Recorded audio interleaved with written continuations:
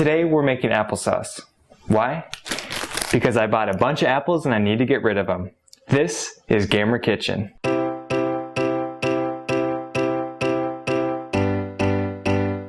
Hey Leisure Gamers, so today we went to a local apple orchard where they have over 700 trees, and we've been talking with the staff about all the different apples that they produce, and we've been tasting some. We've tasted some that are more tart and mealy, some that are really sweet but really crispy, and deciding how we want to prepare them. Do we want to do an applesauce? Do we want to make apple pie? Or maybe just slice them up like my favorite way and eat them with peanut butter.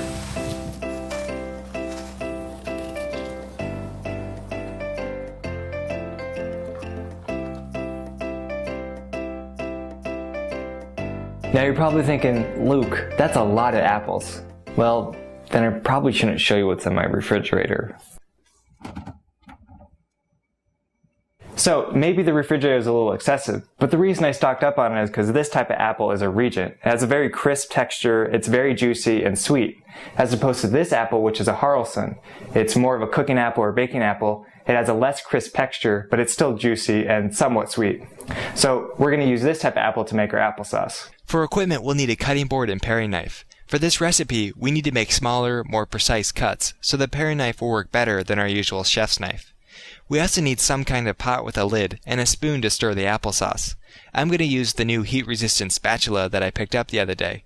Lastly, we'll need a potato masher and a peeler. First, we need to wash, peel, and core the apples. Start at either the top or the bottom of the apple, and while keeping the peeler in place, rotate the apple with the other hand to make a continuous peel. Cut as close as you can to the stem indent, but we'll take care of the rest of the stem when we core the apples. I like to try and make the longest peel possible, just for fun. This is the longest cut that I made. Think you can beat it? Once all the apples have been peeled, slice each one in half. Then half the apple again to get quarters, then slice the quarters in half once more. This size will be small enough for the apple to cook and break down easily. Then use a paring knife to core each of the slices, removing any seeds and leftover skin. Next, we'll need to juice some lemon. Start by rolling the lemon under your palm to break down the citrus fibers, making it easier to juice. Then slice the lemon in half and place one half face down on the cutting board. Take the paring knife and cut about 4 strips off the lemon peel, trying your best to leave the white rind behind. These strips, along with the juice, will cook with the apples, which will balance the sweetness and add a fragrant component to the applesauce. When squeezing the lemon, use your natural sieve by cupping your hand to catch any seeds that fall out. Add the brown sugar, white sugar, salt, cinnamon, and water to a pot, as well as the lemon peel and the freshly squeezed lemon juice. Bring the mixture to a boil over high heat. Once boiling, add in the apples. Stir to coat the apples in the sugary mixture. Then reduce the temperature to medium-low and cover for about 20 minutes. It might look like there isn't enough liquid for the amount of apples, but as the apples cook, they'll release their moisture. It doesn't hurt to stir a couple times while cooking, but the apples will be fine if left undisturbed.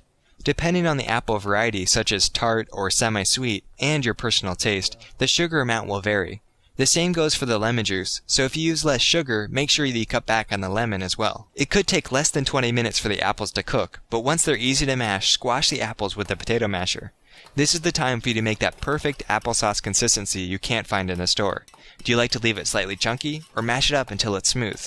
You can serve it hot, or refrigerate it for later. The applesauce holds up really well in the freezer. My batches never make it that far though. Served with a little cinnamon on top, it makes a great breakfast or a snack in the afternoon. Just be careful to discard the lemon peels before serving. Alright Leisure Gamers, you know the drill. If you have any questions, let us know. We'll see you next time.